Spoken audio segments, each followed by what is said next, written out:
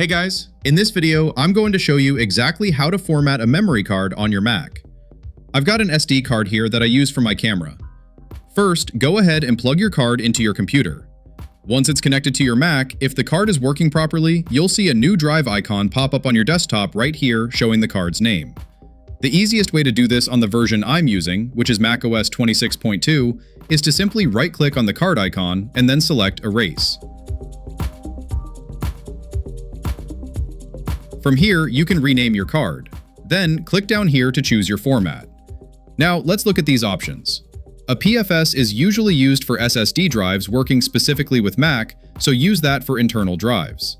macOS Extended is an older Apple format, mostly for HDD drives. But for memory cards used in cameras or camcorders, you should definitely choose ExFAT. This is the best choice because ExFAT works on Mac, Windows, and directly inside your camera. I actually made a full video explaining these formats in detail, so I'll leave a link in the description if you want to dive deeper. Once you pick that, click Erase, and then click Erase again to confirm.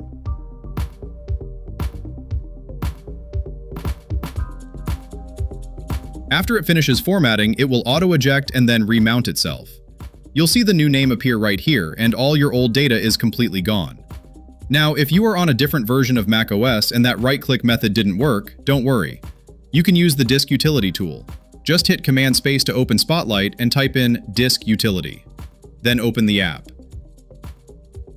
On the left sidebar, look for your memory card's name. Click on it. Then go up to the Erase button in the toolbar or just right-click on the card name and hit Erase. You'll get the exact same options to rename and choose your format. Just hit Erase to finish up. This method works on pretty much every version of macOS out there.